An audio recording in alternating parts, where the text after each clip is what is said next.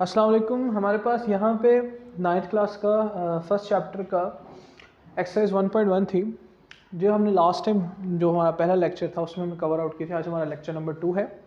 अब यहाँ पे हमारे पास बेटा क्वेश्चन नंबर 3 है एक्सरसाइज 1.1 में। आपको यहाँ ऊपर नीचे सवाल दिखाई दे रहे होंगे। मेरे पास किताब है, सवाल कुछ यूँ लिखा हुआ है। 1.1 एक्सरसाइज है 9th क्लास की। यहाँ पे लिखा है find the values of A B C and D which satisfy the matrix equation. बेटा यहाँ पे क्वेश्चन नंबर 3 है जिसमें लिखा हुआ है ए बी सी की आपने वैल्यूज फाइंड आउट करनी है जो कि इस मैट्रिक्स इक्वेशन को सेटिस्फाई कर रही है। अब आपने करना है क्या यहाँ पे बेटा, ज़रा गौर से देखें। आपसे पूछा गया कि आपने ए बी सी डी की वैल्यूज़ जो है वो कीमतें जो है मालूम करनी है, वो किस तरह से करनी है। बेटा यहाँ पे जो दो मैट्रिक्स आपको नज़र आ रहे हैं, बीच में आपको निशान नज़र आएगा इक्वल का, ठीक है। यानी कि वो कहते हैं ये दोनों मैट्रिक्स आपस में क्या है, बराबर है। जब ये दोनों मैट्रिक्स आपस में बराबर है तो बेटा इसकी जो पहली एंट्रीज होगी, इस मैट्रिक्स की जो पहली एंट्री होगी, यानी कि जो आपको ये एलिमेंट नज़र आ रहा है, पहली एंट्री जो पहला एलिमेंट नज़र आ रहा है वो दूसरे मैट्रिक्स का पहले एलिमेंट के बराबर होगा। यानी कि पहला पहले के बराबर होगा, दूसरा दूसरे के, तीसरा तीसरे के, चौथा चौथे के। बात समझ आ रही है। अब करना क्या आपने बेटा, यहाँ पे आपने जो पहला मैट्रिक्स, ये जो पहले मैट्रिक्स का जो पहला एलिमेंट है वो दूसरे मैट्रिक्स का पहले एलिमेंट के बराबर होगा। तो आप ज़रा देखें, आपने लेट करके इन मैट्रिक्स को आपस में बराबर करना है। इनके पहले पहले एलिमेंट, दूसरे दूसरे, तीसरे तीसरे, चौथे चौथे, सबको आपस में क्या करना, आपने बराबर करना। अब a प्लस सी बराबर है भाई 0 के। इसको लेट करके आपने इक्वेशन नंबर 1 का नाम दे दिया, ठीक है। उसके बाद आपने सी जो a प्लस 2 भी है, इसको भी आपने लेट करके पहले बराबर करो -7 के, फिर इसको लेट करके आपने भी इसको क्या नाम दे दिया, इक्वेशन नंबर 2 का। ठीक हो गया। उसके बाद तीसरा जो हमारे पास एलिमेंट है c-1, वो बराबर होगा किसके भाई, 3 के बराबर होगा। इक्वेशन नंबर 3 का नाम दे दिया। और लास्ट पे 4d-6 बराबर होगा किसके, 2d के। इसको हमने इक्वेशन नंबर 4 का नाम दे दिया। ठीक हो गया, हमने चारों इक्वेशंस बना ली। अब यहाँ पे ज़रा गौर से देखो, हमने A B C D find out करना है। ना हमें ए पता है, ना हमें बी पता है, ना हमें सी पता है, ना हमें डी पता है। इनमें चारों में से हमें कोई वेरिएबल नहीं पता। अगर मुझे ए निकालना है तो सी तो हमें पता ही नहीं है, तो यहाँ पे मैं इस इक्वेशन को इस्तेमाल कर ही नहीं सकता। अच्छा, अगर मैं दूसरी इक्वेशन में देखता हूँ, ए हमने यहाँ पे बी निकालना है या ए निकालना है, ये दोनों ही हमारे लिए अननोन है। हमें दोनों ही नहीं पता। जब दोनों ही नहीं पता तो हम आंसर उसका कैसे निकालेंगे। तो तीसरा अगर मैं देखता हूँ, तीसरी इक्वेशन जो है हमारे पास वो लिखी हुई है c-1 = 3। तो बेटा यहाँ पे सिंपल अकेला c है, c का हम आंसर निकाल सकते हैं यहाँ पे। क्यों? क्योंकि वो अकेला है। याद रखिएगा, जब दो अननोन वेरिएबल्स हों, ठीक है, जो कि हमें पता ना हो, तो आप उसको इकट्ठे सोल्व प्लस माइनस नहीं कर सकते हो। आपको किसी एक वेरिएबल का जानना ज़रूरी है। तो ज़रा देखो यहाँ पे, अगर मैं c की बात करता हूँ, ये जो हमारे पास तीसरी इक्वेशन है, तीसरी इक्वेशन हम पकड़ते हैं यहाँ पे सबसे पहले फ्रॉम इक्वेशन नंबर 3। बेटा तीसरी इक्वेशन में ज़रा गौर से देखो, जो कि हमारे पास बराबर है c-1 बराबर है किसके, 3 के। ये माइनस का 1 जैसे ही उधर जाएगा, उधर जाके क्या हो जाएगा, प्लस का 1। और 3 में 1 जमा करो, क्या आ जाएगा, 4। बेटा आपको बातें पता होनी चाहिए कि प्लस वाली रकम जब इक्वल के आप उधर लेके जाते हो तो माइनस आ जाता है, माइनस जब इधर लेकर आते हो तो प्लस आ जाता है। मल्टीप्लाई वाली रकम जब आप इक्वल के उधर लेके जाते हो तो डिवाइड हो जाता है, और डिवाइड जब जैसे ही आप इधर लेकर आते हो डिवाइड वाली रकम को इधर, तो वो मल्टीप्लाई हो जाती है। अब ज़रा गौर से देखें, हमने c फाइंड आउट कर लिया। इस c की जो रकम है हमारे पास, अगर मैं इसी को इक्वेशन नंबर 1 में पुट करूं, ये जो इक्वेशन नंबर 1 ज़रा देखें, हमें c पता चल गया कि c बराबर किसके है भाई, 4 के। तो इस c की जगह पे अगर मैं 4 पुट करूंगा तो पीछे बचेगा एक वेरिएबल, तो हम उसको निकाल लेंगे कि नहीं निकाल लेंगे। तो ज़रा गौर से देखो, यहाँ पे हम इसको पुट करेंगे, put c = 4 in equation number 1, यानी कि मसावात एक में दर्ज करो। तो यहाँ पे ज़रा गौर से देखो, a प्लस c की जगह पे क्या आ जाएगा भाई, जो हमने निकाला आंसर उसका 4, इक्वल किसके है, 0 के।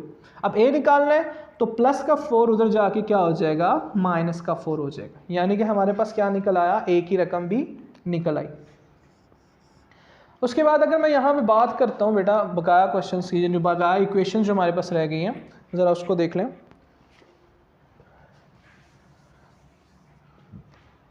अच्छा देखें, यहाँ पे a बराबर किसके आया, -4 के। अगर यहाँ पे इक्वेशन नंबर 2 देखूँ, ये a दिख रहा है आपको, इस a की जगह पे अगर मैं ये -4 पुट कर दूँ तो हमारे पास अकेला b नहीं रह जाएगा। और यहाँ पे क्या होगा, जब अकेला b रह जाएगा तो हम b का वेरिएबल भी फाइंड आउट कर लेंगे। कैसे? b की कीमत भी हम मालूम कर लेंगे। कैसे? ज़रा देखो, इसको a को पुट करो, पुट a बराबर है -4, कहाँ पे भाई? In equation number 2। मसावात 2 के अंदर दर्ज करो, a की जगह पे क्या आ जाएगा भाई? a की जगह पे आ जाएगा -4, भी आगे कौन सा निशान? +2b इक्वल किसके हैं? -7 के। अब यहाँ पे -4 उधर जाके क्या हो जाएगा? वो हो जाएगा +4। ऐसे ही है, पीछे क्या बचा? 2b, -4 में और -7 है, +4 है, तो माइनस का कितना आ जाएगा? 3, और 2 मल्टीप्लाई उधर जाके क्या हो जाएगा? डिवाइड। हमेशा याद रखिएगा 2b, इनके दरमियान में अगर आपको कोई निशान नज़र नहीं आ रहा तो वहाँ पे कौन सा निशान होता है? मल्टीप्लाई का। यानी कि हमारे पास b बराबर किसके आ गया भाई? -3/2 के। आप इसको डिवाइड भी कर दो तो हमारे पास बनता है -1.5। ये हमारे पास किसका आंसर निकला है? b का आंसर निकला। हमने a भी निकाल लिया, हमने b भी निकाल लिया, हमने c भी निकाल लिया। अब लास्ट में हमारे पास इक्वेशन नंबर क्या रहेगी? 4। तो इक्वेशन नंबर 4 देख लें। इक्वेशन नंबर 4 में बेटा मैं आपको बता दूं, हमने लास्ट टाइम शुरू में बात की थी, शुरू में बात ये की थी कि डिफरेंट वेरिएबल्स कभी भी आपस में प्लस माइनस नहीं हो सकते। लेकिन याद रखिएगा, जो एक जैसे वेरिएबल होते हैं ना, जैसे कि यहाँ पे d, इधर भी d है, ये दोनों एक जैसे हैं, तो वो आपस में प्लस माइनस हो सकते हैं। अब ज़रा देखो यहाँ पे हम क्या करेंगे। इक्वेशन नंबर 4 ज़रा देखें, लिखिए 4d - 6 = 2d। बेटा यहाँ पे अगर आपको किसी भी वेरिएबल का आंसर, वेरिएबल पॉजिटिव चाहिए, जैसे आपने d निकालना है तो d के साथ कोई निशान नहीं होना चाहिए, सिर्फ प्लस का निशान होना चाहिए। तो वो प्लस का निशान लाने के लिए आपने पता है क्या करना है? आपने, मेरी बात याद रखिएगा, एक होती है छोटी रकम, एक होती है बड़ी रकम। आप हमेशा छोटे वेरिएबल को, जो चीज़ वेरिएबल आपने फाइंड आउट करना होता है ना, उस वेरिएबल वाली रकम को जो कि छोटी होती है, उसको उठा के आपने किसके पास लेकर आ जाना है? बड़ी वाली के पास। सिंपल याद रखो, छोटी रकम को उठा के बड़ी वाली के पास। अब यहाँ पे मुझे बताओ 2d और 4d में कौन छोटा है कौन बड़ा है? यहाँ पे 2d छोटा है और 4d क्या है? बड़ा है। तो 2d छोटा है, जैसे ही मैं उठा के d वाली वैल्यूज़ को एक तरफ करूँगा, प्लस का 2d तरह क्या हो जाएगा? माइनस का, और ये माइनस का 6 उधर जाके प्लस का हो जाएगा। मैंने क्या किया बेटा? मैंने यहाँ पे इस 2d को उठा के इक्वल किधर ले आया, और ये माइनस के 6 को उठा के उधर ले गया, यानी कि d वाली एक तरफ कर ली और कांस्टेंट टर्म को एक तरफ कर लिया। अब मुझे बताएं, 4d में से 2d अगर मैं माइनस करता हूँ, 4d में से 2d निकाले तो हमारे पास कितना आता है? 4d में से 2d निकाले तो भाई कितना आता है? 4 में 2 निकालो, 2 वेरिएबल वैसे का वैसे ही। अब हमने 2d निकालना है तो 2 यहाँ पे इजाफी है, ये 2d से क्या हो रहा है? मल्टीप्लाई हो रहा है। तो ये मल्टीप्लाई हो रहा है, जैसे ही इक्वल के उधर लेके जाऊंगा तो उधर जाके वो क्या हो जाएगा? डिवाइड हो जाएगा। मैंने यहाँ पे शुरू में बताया भी था आपको, 6 / 2, और 6 को 2 पे तकसीम करो, डिवाइड करो, भी कितना आता है? 3 आता है। ये बात हमेशा याद रखिएगा, ठीक है, कि मल्टीप्लाई वाली रकम जैसे इक्वल के उधर जाती है तो क्या हो जाती है? वो डिवाइड हो जाती है।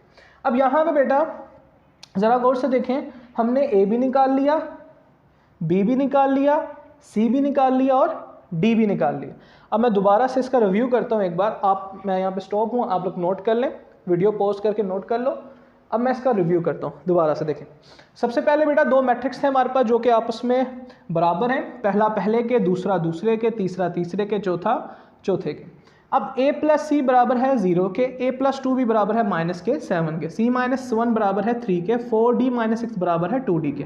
इनको आपने इक्वेशन का नाम दे दिया, ठीक है। अब हमने देखा कि हमने a मालूम करना है, तो c भी नहीं हमें पता, a भी नहीं पता, तो अब दोनों ही वेरिएबल नहीं पता, तो हम कैसे मालूम करेंगे?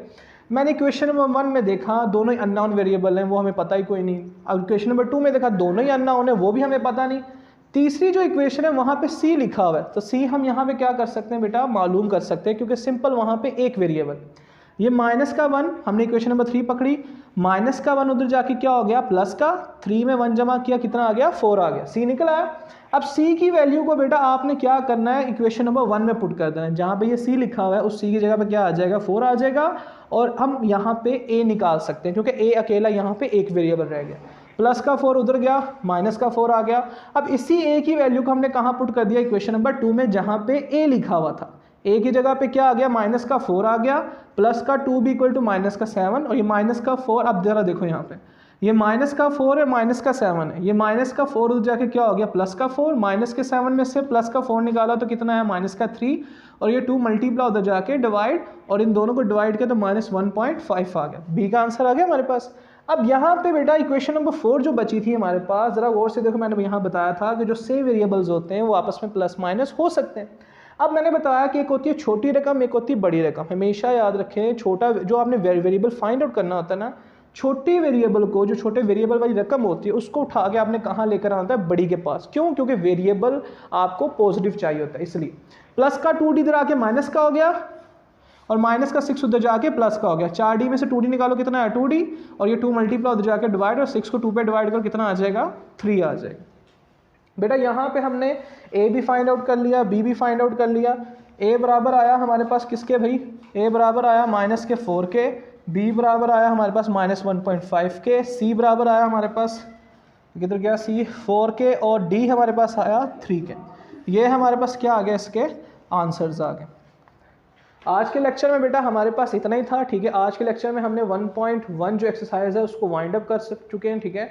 अब इंशाल्लाह ताला नेक्स्ट लेक्चर में हम मिलेंगे, और अगला जो हमारे पास डेफिनेशंस आ रही हैं उसको हम डेफिनेशंस को कवर करेंगे, ठीक है। डेफिनेशंस जो है बेटा आपने अच्छे तरीके से करनी है, जो कि हमारा नेक्स्ट लेक्चर आने वाला है, और डेफिनेशन अच्छे तरीके से होंगी, फिर ही आपकी 1.2 हो पाएगी इंशाल्लाह।